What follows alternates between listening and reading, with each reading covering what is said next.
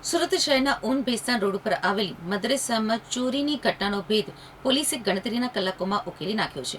પોલીસે સીસીટીવી ફૂટેજના આધારે આરોપીની ધરપકડ કરી કાયદેસરની કાર્યવાહી હાથ ધરી છે. પકડાયેલ આરોપી અબ્દુલ સમદ અગાઉ ભંગારના ગોડાઉનમાં નોકરી કરતો હતો અને હાલમાં અત્તર તેમજ ટોપી વેચી ગુજરાન ચલાવતો હતો. તે ઊનની આ મદ્રેસામાં અવારનવાર સેવા ભાવે સાફ સફાઈ કરવા માટે જતો હતો.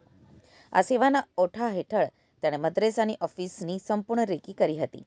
તેને ખબર હતી કે ઓફિસના કપાટમાં દાનના લાખો રૂપિયા રાખવામાં આવે છે. આ જ લાલચમાં તેણે ચોરીનો માસ્ટર પ્લાન ઘડ્યો હતો. 24મી માર્ચના રોજ વહેલી સવારે આશરે 3:45 વાગ્યે આરોપી અબ્દુલ સમદ પોતાની ઓળખ છુપાવવા માટે બુરખો પહેરીને મદ્રેસામાં પ્રવેશ્યો હતો. તેણે ઓફિસનું તાળું તોડી અંદર રાખેલા ડોનેશનના રોકડા 7,50,000 અને કિંમતી મોબાઈલ ફોન મળીને કુલ 8,45,000ની મત્તાની ચોરી કરી હતી. બુરખો પહેરેલો હોવાથી તેને લાગ્યું હતું કે તે પોલીસની નજરમાંથી બચી જશે, પરંતુ તેની ચાલવાની ઢબ તેને ભારે પડી.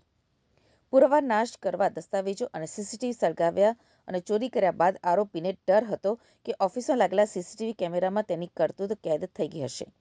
આથી પુરાવાનો નાશ કરવાના ઈરાદે તેણે ઓફિસમાં પડેલા કાગળો અને દસ્તાવેજો ભેગા કરી આગ ચાંપી દીધી હતી.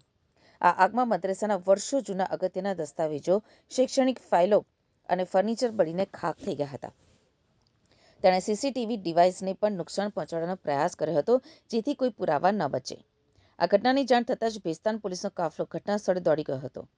ટેકનિકલ સર્વેલન્સ અને મદ્રેસાની આસપાસના સીસીટીવી ફૂટેજ તપાસતા પોલીસને એક શખ્સ બુરખો પહેરીને શંકાસ્પદ હાલતમાં પ્રવેશતો દેખાયો હતો. બુરખો પહેરેલો હોવા છતાં તે શખ્સની ઊંચાઈ અને શારીરિક બાંધો મદ્રેસામાં આવતા જતા લોકો સાથે મેચ કરવામાં આવ્યું, જેમાં અબ્દુલ સમદ ઉપર પોલીસની શંકા દ્રઢ થઈ હતી.